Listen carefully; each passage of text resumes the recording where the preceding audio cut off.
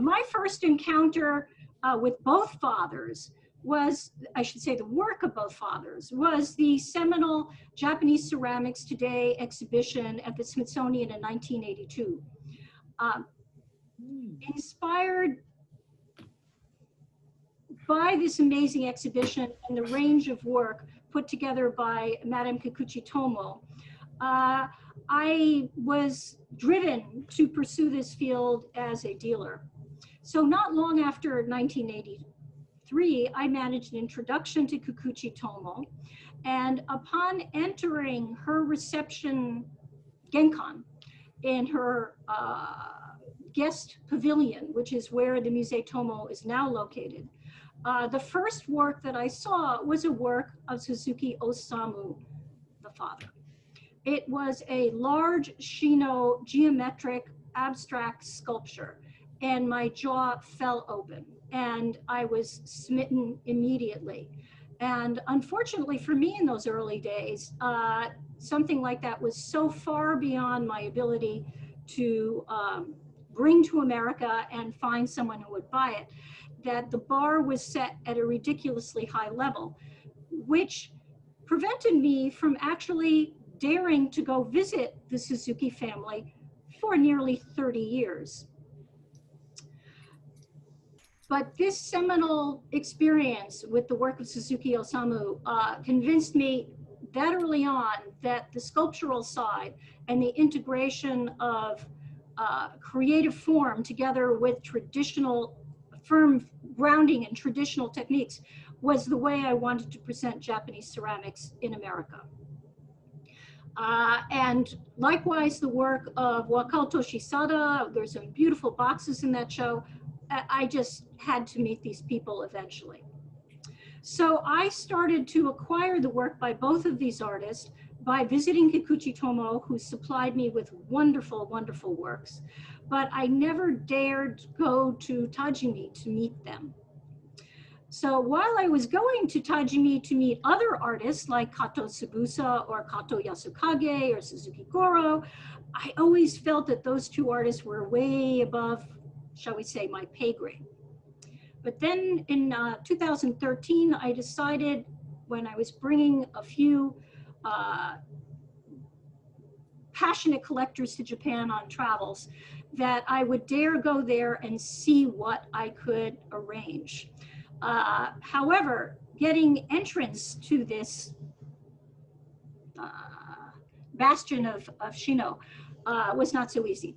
It took every connection I had, letters from curators, a personal call from Kikuchi Tomo, and after I think about a year and a half, I was granted an audience. So there I go off to Tajimi to meet both of these tremendously talented men, and we bonded very well, and all of the kind of Japanese protocol met with a wonderful resolution. It's and hence why I say it's quite an honor to be the first to bring all four of these artists to America in their first collective show internationally ever done. The added bonus was back in 2013-14 was meeting the sons, whose work I had only seen in competitive show catalogs with little tiny thumbnails. And as I've made repeated visits to both workshops, the work of Wakao Kei and Suzuki Tetsu has only improved over time. Then in 2018, when I started work on my Allure book, The Allure of Contemporary Ceramics, the idea of doing a father-son show came to me as a collaborative show. I wanted to call the attention to the American collecting public the unique challenge in Japan of achieving artistic independence within the constraints of centuries-old tradition, and the bonds of family, particularly strong in Japan, in a society like Japan, so structured. So that's how we got to the present and this show. And we're going to hear tonight from two distinguished panelists from academia and museum world, followed by the artists themselves, which we'll get to. But first I wanted to just welcome you all and mention that on tonight's Zoom call, we have, 12 curators from museums from coast to coast.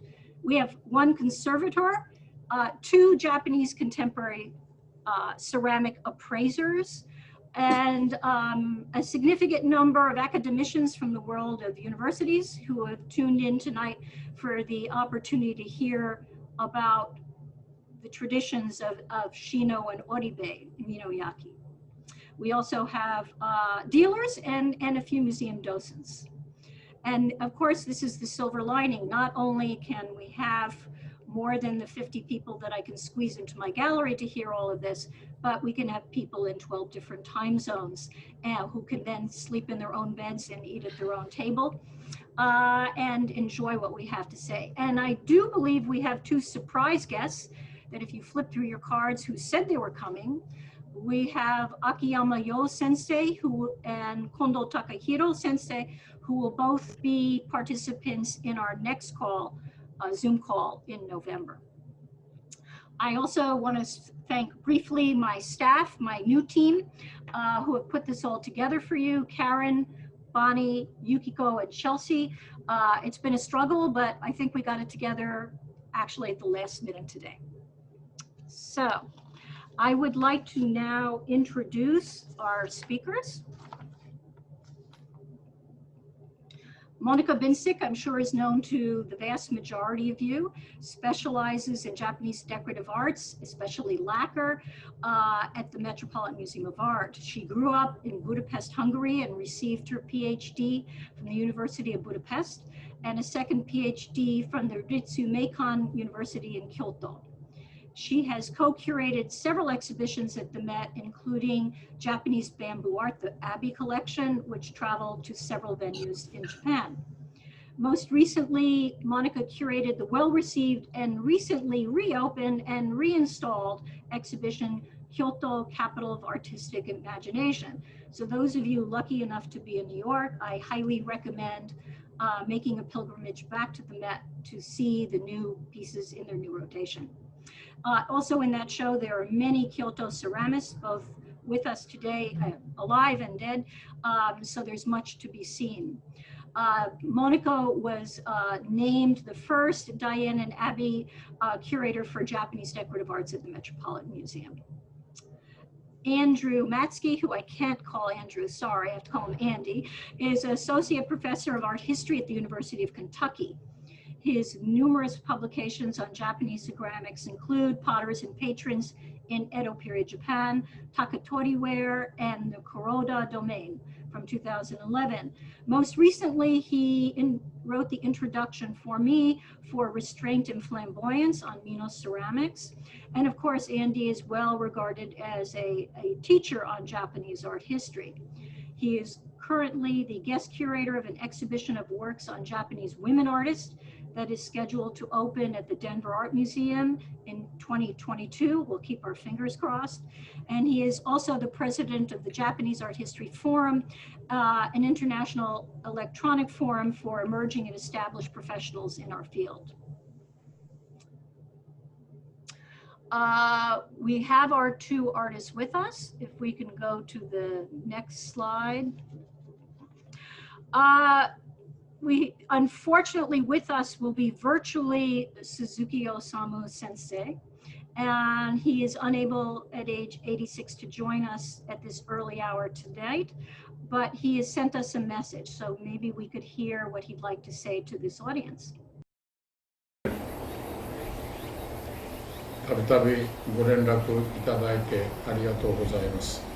この度は親子で展覧会を500回になりますけども、ニューヨークでできるということは非常に嬉しく思っております。何かとお世話かけますが、よろしくお願いいたします。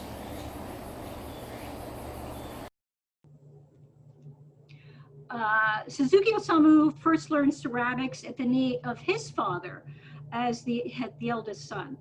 Through exhausting experimentation, he has developed his own shinoyaki that, while viewed as traditional Shino, possesses an air of modernity and dynamism that's really not found elsewhere in Japan. While he's principally devoted to the Shino tradition, he has also produced wonderful oribe and black seto ware, predominantly for the tea ceremony, although as I just said, I adore his sculpture just as well. In 1994, he was designated only the second national living treasure in Ningen Kokoho after Arakawa Toyozo for Shinoyaki. I believe Sensei can be seen as a new type of living national treasure, one who continues to clarify the modern meaning of traditional Shino, yet who continues to create surprisingly modern, contemporary, challenging, and overtly sculptural forms.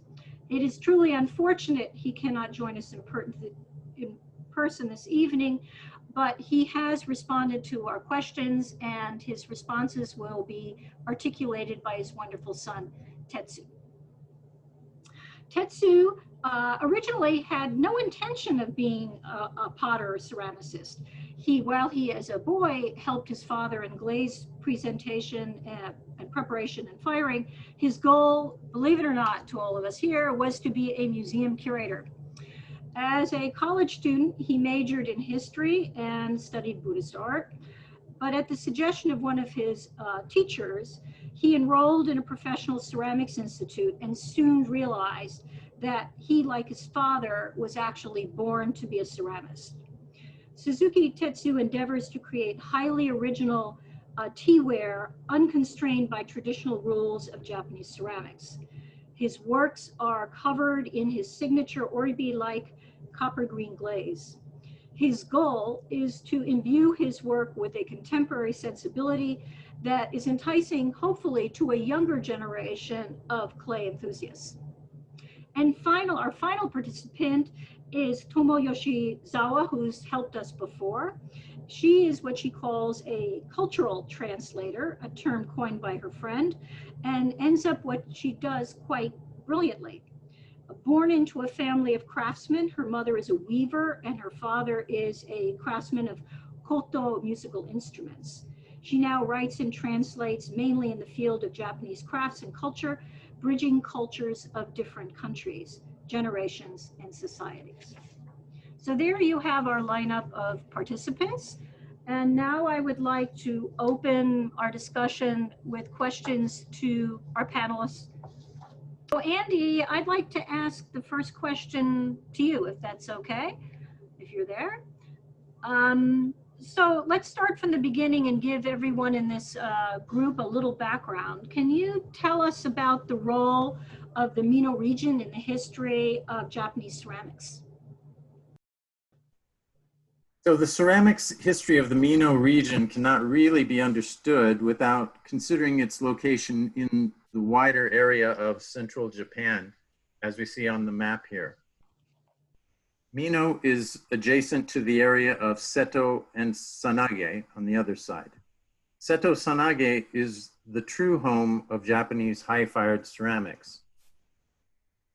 The earliest high-temperature glazed ceramics were produced in the Sanage region in the 8th century, and this example in the Tokyo National Museum is particularly outstanding. But we notice that the glaze is really pretty rudimentary. By the 11th century, the technology had spread to the Seto region just to the northeast. In the 13th century, the Seto region developed its own distinctive style, today called Koseto, which means Old Seto. Over the centuries, potters and their technology gradually spread north to Mino. In the latter part of the 16th century, the first uniquely Mino ceramic types emerged. Although known as black Seto and yellow Seto, which we see here, these two types were made only in the Mino region. The black Seto and yellow Seto vessels were made in a new type of kiln called a great kiln, or Ogama. The great kiln here in the middle allowed for greater control and the ability to fire more pieces than the old style of kiln called the tunnel kiln, or Anagama, which is illustrated at the top. Around the turn of the 17th century, two new ceramic styles emerged in Mino, both of which featured the innovation of painted designs. The Ogama kilns began to produce shino ware, the ceramic style embraced by Suzuki Osamu, while craftsmen using a new type of kiln, the climbing kiln, or noborigama, at the bottom of this diagram, began what is now known as oribe ware. The style continued today by Suzuki Tetsu. These two styles appear to have been produced around the same time, the first 3 decades of the 17th century. Shinoware was the more conservative of the two, although its white color and painted designs were not truly conservative, they were actually very innovative. However, oribe ware, although made nearby and at the same time as shino, contrasted even more. The more consistent temperatures of the climbing kiln gave oribe ceramics sharper designs than shino. Moreover, the widespread use of copper green glaze made oribe ware more striking in appearance. Actually, recently I've begun to wonder if there was a strong sense of competition between the Ogama potters of shino ware and the noborigama potters of oribe, because they were both active at the same time in the early 17th century. However, after 1640, the popularity of both these styles waned, and they ceased to be produced until they were revived in the 19th century. And ironically, the revival of these Mino wares of shino and oribe took place not in Mino, but actually in the adjacent area of Seto.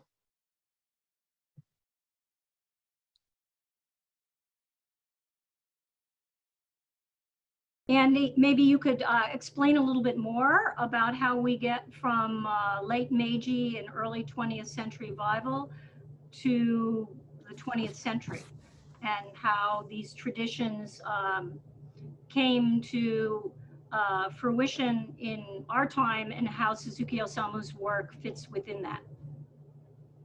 Sure. Although the style of Mino ware, particularly shino and oribe types, was revived in the 19th century, everyone at that time, including the potters themselves who were doing those revival pieces, mistakenly thought that oribe and shino wares had originated in Seto.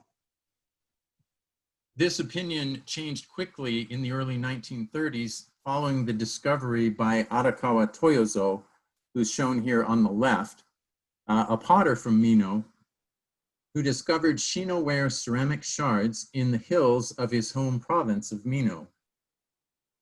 With help, he and his friends uncovered the site of the Mutabora kiln, an ogama that had fired shino-ware back in the early 17th century. And this is actually a painting by Arakawa himself of that scene. Among Arakawa's finds were 2 shards of a cylindrical shino tea bowl decorated with a bamboo shoot design. It was not long before Arakawa discovered that these shards corresponded closely to a complete tea bowl that had been handed down for centuries in the branch of the ruling Tokugawa family that occupied the castle in nearby Nagoya. They were known as the Nagoya Tokugawa family. Later, other kilns in Mino were excavated, including the famed Motoyashiki kiln shown here. This kiln is considered to be the first climbing kiln constructed in Mino, and also the first to fire oribe ware. It was rediscovered in the early 1930s, shortly after Arakawa-san found the Mutabora site. This is one of the pieces that was discovered in the kiln site. This individual food dish used in the tea ceremony is known as a mukozuke. And although it's complete in its form, you can tell from the muted colors that it was misfired. And so It was discarded at the site only to be recovered in the mid 20th century. Well, Mr. Arakawa was able to use what he learned from recovered pieces such as these to create his own versions of Shino, Oribe, and even black and yellow seto wares. One of his assistants was Suzuki Michio, a local craftsman who was indeed the father of Suzuki Osamu, featured in this exhibition. So in terms of craft lineage, we can consider Suzuki Osamu to be the artistic grandson of Arakawa Toyozo, and Suzuki Tetsu to be his great-grandson. And Dr. Monica Binzik will be telling us a bit more about this as well. Andy, thank you very much. The historical context is so important to be able to truly appreciate the work of both of these men. That's perfect.